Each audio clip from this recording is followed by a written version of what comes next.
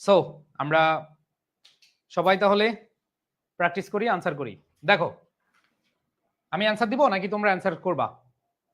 আচ্ছা, প্রথমে হচ্ছে be verb. So be verb থাকলে আমি তোমাদেরকে বলছিলাম কি হবে, অ্যাম, ইজ, আর, ওয়াজ, ওয়্যার। ঠিক আছে। এরপরে দেখো ইজ আছে, এটা কি লার্নস হবে নাকি ইজ লার্নড হবে, অ্যাক্টিভ হবে না প্যাসিভ হবে, তোমরা ভালো করে জানবা। এরপরে দেখো পরেরটা, একটা ভার্ব আছে আবার আরেকটা ভার্ব আসছে। আমরা এরকম নিয়ম পড়ছিলাম, একটা ভার্ব আছে আরেকটা ভার্ব থাকলে সেকেন্ডটা কি হয় তোমাদের মনে থাকার কথা। এরপরে দেখো রিলেটিভ প্রোনাউনের আগের সাবজেক্ট অনুযায়ী ভার্ব বসে, এটা প্লুরাল, তাহলে ভার্ব হবে কি প্লুরাল। এরপরে দেখো আমরা যদি ই নাম্বারে যাই, ই নাম্বারে আমরা দেখতে পাচ্ছি বি ভার্ব আছে, কি আছে বি ভার্ব আছে। বি ভার্ব মানে কি অ্যাম, ইজ, আর, ওয়াজ, ওয়্যার, তাই না? এরপরে দেখো উইশ, এখানে আমরা যে জিনিসটা পাচ্ছি, এখানে উইশ একটা ভার্ব দেওয়া আছে, আবার এখানে দেখো মাস্ট লার্ন একটা ভার্ব দেওয়া আছে। ঠিক আছে। আবার দেখো আর বি ভার্বের পরে, বি ভার্বের পরে ভার্বের কোন রূপ বসে মনে আছে? এরপরে দেখো শুড মডাল ভার্ব, মডাল ভার্বের পরে কে বসে?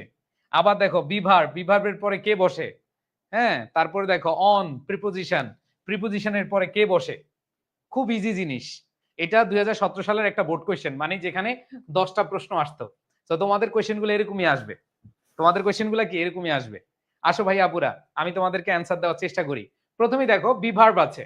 সো আমরা জানি ইংলিশ বি ভার্ব হিসেবে আমরা কাকে কাকে বসাই, am, is, are, was, were. So এখানে আমরা কাকে বসাবো একটু খেয়াল করে দেখি। ইংলিশের সাথে এম হয় না, ইংলিশের সাথে আর হয় না, এটা যেহেতু অতীত কালের না, এটা হচ্ছে বর্তমান কালের। অতীত কালের থাকলে আমরা ওয়ান্স আপন এ টাইম, কোন অতীতের ঘটনা থাকবে, অতীতের কোন সাল থাকবে, তো এটা প্রেজেন্ট টেন্স। আর প্রেজেন্ট টেন্সে অবশ্যই ইংলিশের সাথে কি বসবে, ইজ বসবে। কার কার একটা হয়েছে বলো, প্রথমটা হয়েছে কার কার? ডান। এবার আসো দ্বিতীয়টা, ইট লার্ন, এটা শিখে নাকি এটা শেখা হয়? ইংলিশ কি নিজে নিজে শিখে? ইংলিশ কি নিজে নিজে নিজের জন্য শিখে নাকি শেখা হয়? ইংলিশ কি শেখা হয়। তার মানে ইংলিশ যেহেতু শেখা হয়, তার মানে এটা কি অ্যাক্টিভ হবে না প্যাসিভ হবে? সবাই বলো, এটা অ্যাক্টিভ হবে না প্যাসিভ হবে? খুব ইজিলি চিন্তা করো, তোমাদেরকে এগুলো আমি খুব অনেক অনেকবার পড়িয়েছি যে ইংলিশ তো নিজে নিজে শিখে না, ইংলিশ নিজে নিজে শিখে না, ইংলিশ শেখা হয়। তাইলে ইট ইজ লার্নড হবে। আমরা জানি প্যাসিভ ভয়েস হতে হলে বিভার প্লাস বি থ্রি হয়। তোমাদের পড়াইছিলাম কিনা যে প্যাসিভ ভয়েস হতে হলে এম, ইজ, আর, এরপরে ভি থ্রি ফ্রম হয়। তাহলে ইটের সাথে এম হয় না, ইটের সাথে ইজ হয়, ইটের সাথে আর হয় না, তার মানে ইট ইজ, ইট ইজ, এখানে লার্ন আছে, হয়ে যাবে কি লার্নড, ইট ইজ লার্নড, এটা শেখা হয়। সি নাম্বার, একটা ভার্ব পাইছি আর একটা ভার্ব আছে।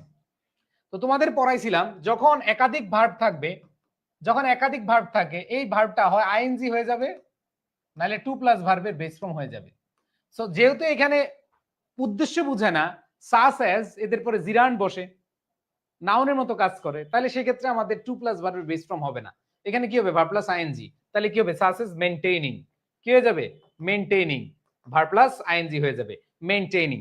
একটা ভার্ব আছে আবার আরেকটা ভার্ব আসছে।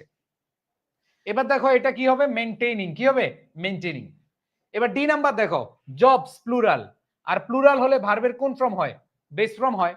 প্লুরাল হলে ভার্বের কোন ফর্ম হয়, বেস ফর্ম হয়, তার মানে যা আছে তাই হবে। এবার দেখো আমরা যদি পরের কোশ্চেনটা দেখি, বি ভার্ব আছে, কি আছে বি ভার্ব। তাহলে বি ভার্ব যদি থাকে, দেখো কি বলেছে, আ ফিউ অফ দেম, এখানে এক্সিকিউটিভ মাউন্টেন ইটিসি, তার মানে ফিউ অফ দেম মানে প্লুরাল। তাহলে প্লুরাল হলে কি এম হবে না, এম হবে না, ইজ হবে না, তাহলে এম ইজ হবে না, অ্যান্সার কি হবে আর ফিউ অফ দেম। যে এখানে বলেছে telephone operator, a tour guide, a mechanic, a receptionist, an international hotel, an executive of multinational firm ETC are a few of them. যেহেতু প্লুরাল এজন্য কি হবে বি ভার্ব হিসেবে কি হবে আর হবে, কি হবে আর। এরপরে খেয়াল করে দেখো বিসাইড স্টুডেন্ট উইশ একটা ভার্ব আছে, আবার মাস্ট লার্ন আরেকটা ভার্ব আছে। সো তোমাদের বলছিলাম যখন একাধিক ভার্ব থাকবে তখন তুমি কি করবা, তখন তুমি খুব সুন্দরে আইএনজি অথবা টু প্লাস ভার্বের বেস ফর্ম নিবা। তো টু প্লাস ভার্বের বেস ফর্ম শুধু একটা জায়গায় হবে, সেটা হচ্ছে উদ্দেশ্য বুঝালে। তো এখানে তো বলেছে beside student wishing to go, infinitive আছে, তার মানে তুমি কি আবার দিবা না, তার মানে কি হবে উইশিং। এখানে ইনফিনিটিভ তা আছে, তার মানে তুমি আবার ইনফিনিটিভ করার দরকার নেই, আইএনজি হবে শেষ। দুইটা থাকলে আমরা ভার্ব প্লাস আইএনজি দিয়ে দিব। বুঝতে পারছি? এরপরে আসো এফ এর পরে কি G number R be verb. তা আমরা পড়ছিলাম এম ইজ আর এদের পরে ভি থ্রি ফ্রম হবে, কারণ এখানে বলেছে যে books on advance education right, এটা কি নিজে নিজে লিখে, বই কি নিজে নিজে লিখে না, তাহলে are written B three from. এরপরে দেখো পরেরটা বি ভার্বের পরে এই যে এখন বললাম কি বি ভার্বের পরে বি থ্রি ফ্রম, আবার এখানেও কি হবে বি ভার্বের পরে বি থ্রি ফ্রম, ভার্বের পাস্ট পার্টিসিপল ফ্রম, বি ভার্বের পরে ভি থ্রি ফ্রম, ভার্বের পাস্ট পার্টিসিপল যে আর এখানে বি ইগনোরড, বি ভার্বের পরে বি থ্রি ফ্রম ইগনোরড। এরপর দেখো শুড মডাল ভার্বের পরে ভার্বের বেস ফ্রম বসে, মডাল ভার্বের পরে কে বসে, ভার্বের বেস ফ্রম বসে। আবার দেখো প্রিপোজিশনের পরে ভার্ব প্লাস আইএনজি বসে। ওকে, নেক্সট কোশ্চেন। এটা ইজ বি ভার্ব আছে, বি ভার্বের পরে কে বসে, বি থ্রি, ঠিক আছে। এরপরে আমরা জানি অলরেডি আজরাইল অলরেডি, জাস্ট নাও, রিসেন্টলি, এগুলো থাকলে কি হয়, প্রেজেন্ট পারফেক্ট টেন্স হয়, মনে আছে না, প্রেজেন্ট পারফেক্ট টেন্স হয়, ঠিক আছে। অলরেডি থাকলে প্রেজেন্ট পারফেক্ট টেন্স হয়। এরপরে দেখো ন্যাচারালি, মনে রাখবা রেগুলারলি, ন্যাচারালি, এগুলো থাকলে কি হয়, সবারই মনে থাকার কথা। এখন বলে যে ভাইয়া আপনি যখন বলেন তখন সব মনে পড়ে, ঠিক আছে, আপনি যখন বলেন না তখন মনে পড়ে না, ঠিক আছে। সো ন্যাচারালি, রেগুলার, এগুলো হচ্ছে কি প্রেজেন্ট ইনডিফিনিট টেন্স। এরপরে দেখো ফর প্রিপোজিশনের পরে কি বসে, বলো প্রিপোজিশনের পরে কি বসে।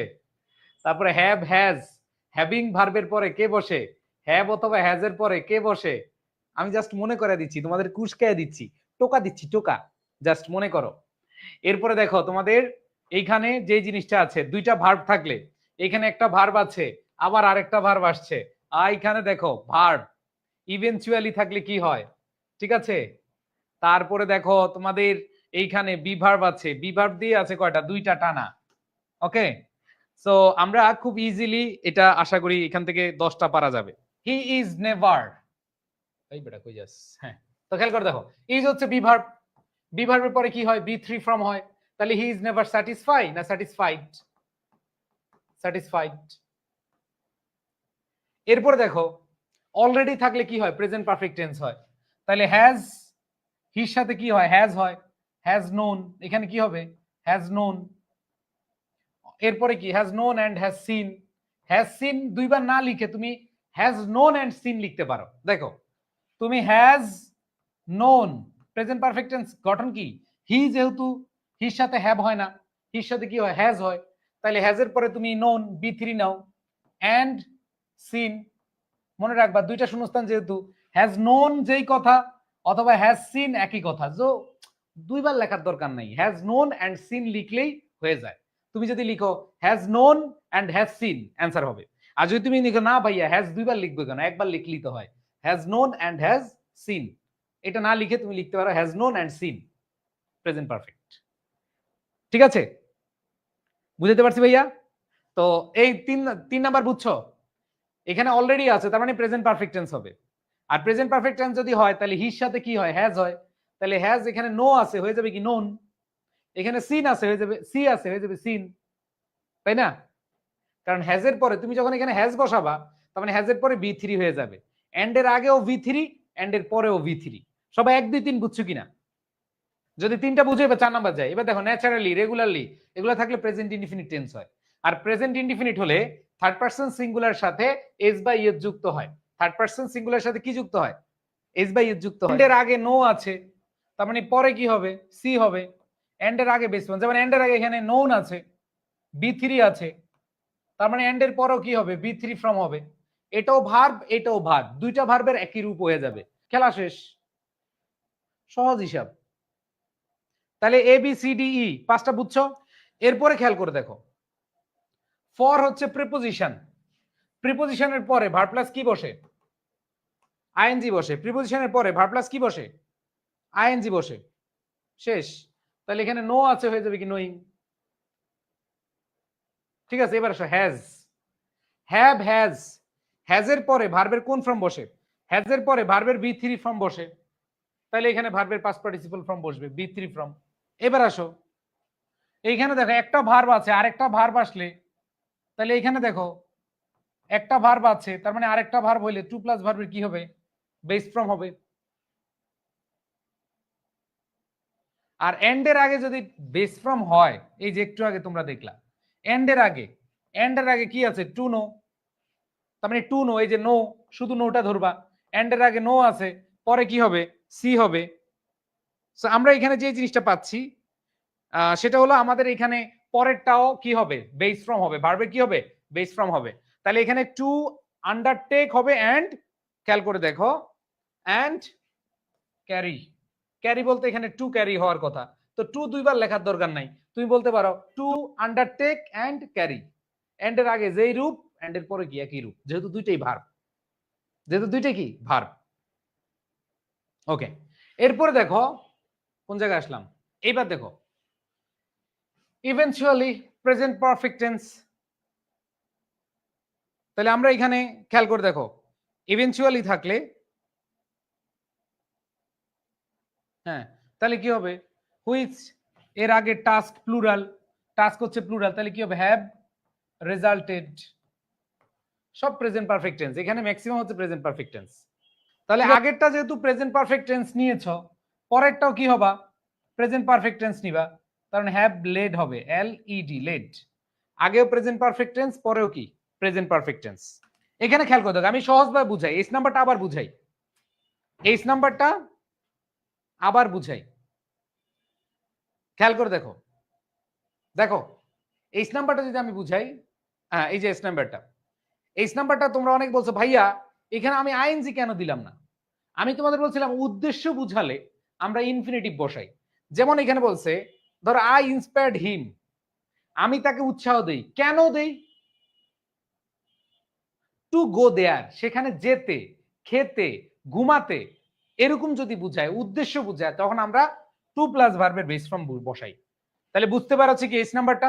এন্ড দেন পরেরটা দেখো, বি ভার্ব হি, হির সাথে কি বসে, হির সাথে ইজ বসে, he is helpless still now and would have, এই যে উড হ্যাভ, হ্যাভের পরে কি হবে, বি থ্রি বসবে, হ্যাভের পরে কি বসবে, বি থ্রি ফর্ম বসবে, হ্যাভের পরে কি বসবে, দেখো আবার এখানে একটা ভার্ব আছে, তোমাদেরকে শর্টকাট একটা টেকনিক বলছিলাম, শুরুতে যদি ভার্ব থাকে, তাই এর আগে ক্লাসে বলছিলাম না, যদি এখানে একটা ভার্ব আছে আবার এইখানে একটা ভার্ব আছে, শুরুতে থাকলে আইএনজি মেরা দিবা।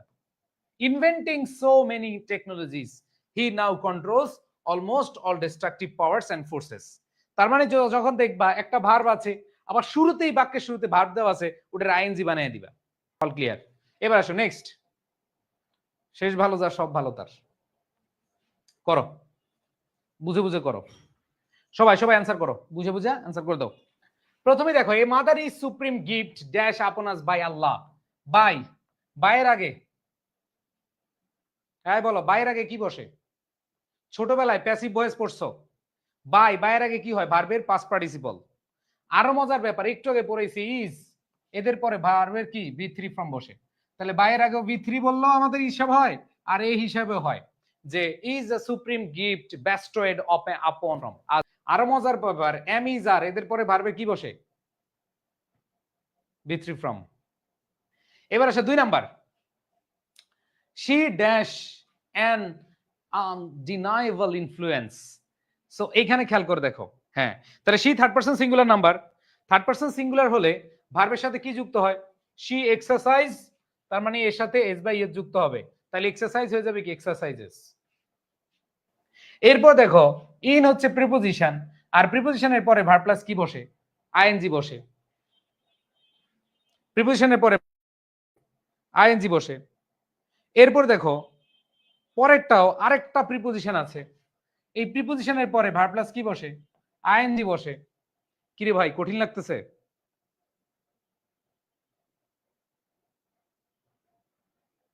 তাহলে এখানে কি হবে, ইন শেপিং। এবার দেখো, এ মাদার রিগার্ড, মাকে বলা হয়, মাকে নিজে নিজে বলে নাকি মাকে বলা হয়, এটা অ্যাক্টিভ না প্যাসিভ, এ মাদার রিগার্ডস নাকি a mother is regarded as,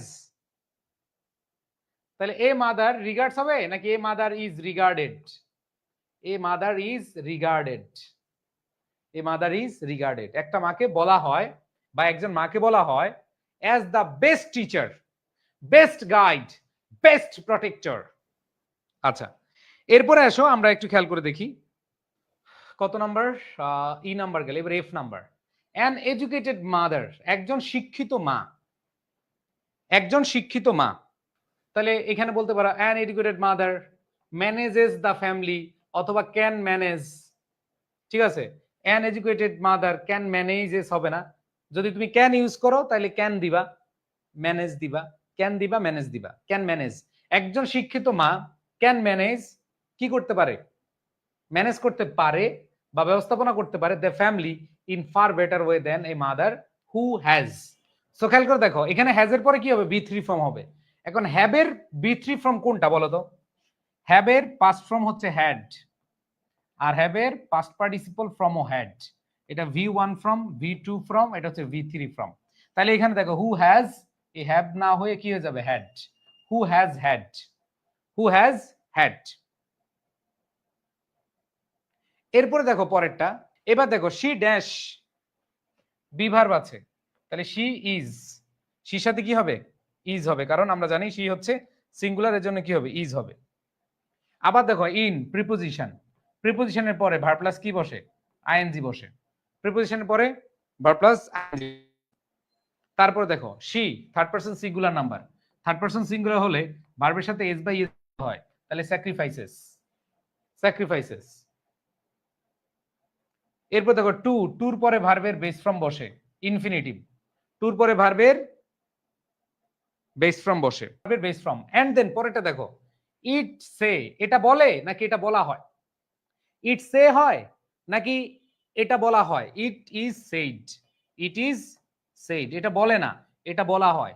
ইট সে হবে নাকি ইট ইজ সেইড, এটা বলা হয়, কারণ ইট নিজে নিজে বলতে পারে না, ইট যেহেতু নিজে নিজে বলতে পারে না তাহলে প্যাসিভ প্যাটার্ন নিবা, তাহলে ইট ইজ সেইড কি হবে, it is said that hands, হাতগুলো, দ্যাট রক, এখানে দেখো রিলেটিভ প্রোনাউন, আমরা বলছিলাম হু, হুইস, দ্যাট, এর আগের কোশ্চেন আমরা সলভ করতে গিয়ে বলছিলাম হু ইজ দ্যাট হচ্ছে কি রিলেটিভ প্রোনাউন, আর রিলেটিভ প্রোনাউনের আগে সাবজেক্ট যদি প্লুরাল হয়, হ্যান্ডস এর আগে যে নাউনটা আছে এটা প্লুরাল, তাহলে প্লুরাল হলে ভার্বের কোন ফর্ম বসে, বেস ফর্ম বসে, রক। এবার দেখো রুল দ্য ওয়ার্ল্ড, তার মানে হচ্ছে that rock the cradle rule the world. তোমরা একটা প্রবাদ বাক্য শুনবা, যে হাত, যে হাত, খেয়াল করে দেখো, রক দ্য ক্রেডেল, দোলনা নাড়ায়, সে হাত বিশ্ব জয় করে। মাকে নিয়ে অনেক উক্তি আছে, যে তোমরা একটা শিক্ষিত মা দাও, আমি এক শিক্ষিত জাতি দিব, মায়ের পায়ের নিচে সন্তানের বেহেস্ত। ঠিক তেমনি একটা প্রবাদ আছে, একটা কথা আছে যে the hands that rock the cradle, যে হাত দোলনা দোলায়, যে হাত দোলনা দোলায়, সে হাত রুল দ্য ওয়ার্ল্ড, সে বিশ্ব চালায়, সে বিশ্ব চালায়। ওকে, সো এটা প্রেজেন্ট ইনডিফিনিট টেন্স হবে, তো ইট ইজ সেইড হবে। আবার এখানে দেখো হ্যান্ডস প্লুরাল, এই জন্য বেস ফর্ম হবে। আবার রুল, ওই যে এখানে হ্যান্ডস, হ্যান্ডসকে বুঝাইছে, তারপরে রুলটাও কি ভার্বের বেস ফর্ম হবে। ইনশাআল্লাহ নেক্সট ক্লাসে তোমাদের সাথে দেখা হবে। আর আর তোমরা শিউরে প্লাস বই থেকে প্র্যাকটিস করবা, অনেকগুলো দেওয়া আছে, শিউরে প্লাস থেকে ইয়ে করবো। আর অনেকে ফার্স্ট পেপার বইয়ের জন্য অপেক্ষা করছো, ইংলিশ ফার্স্ট পেপার বইটা আরো 10-12 দিন লাগবে, কারণ অনেক সুন্দরভাবে প্রত্যেকটা ওয়ার্ডের আমি হচ্ছে যে কাজ করতেছি, প্রত্যেকটা ওয়ার্ডের পার্টস অফ স্পিচ দিচ্ছি, তো তোমরা এখান থেকে প্র্যাকটিস করে নিবা। ঠিক আছে, ঠিক আছে, ওকে। তো সবাই ভালো থেকো, সুস্থ থেকো, সবার প্রতি শুভকামনা। ঠিক আছে, আল্লাহ হাফেজ, আসসালামু আলাইকুম রহমতুল্লাহ।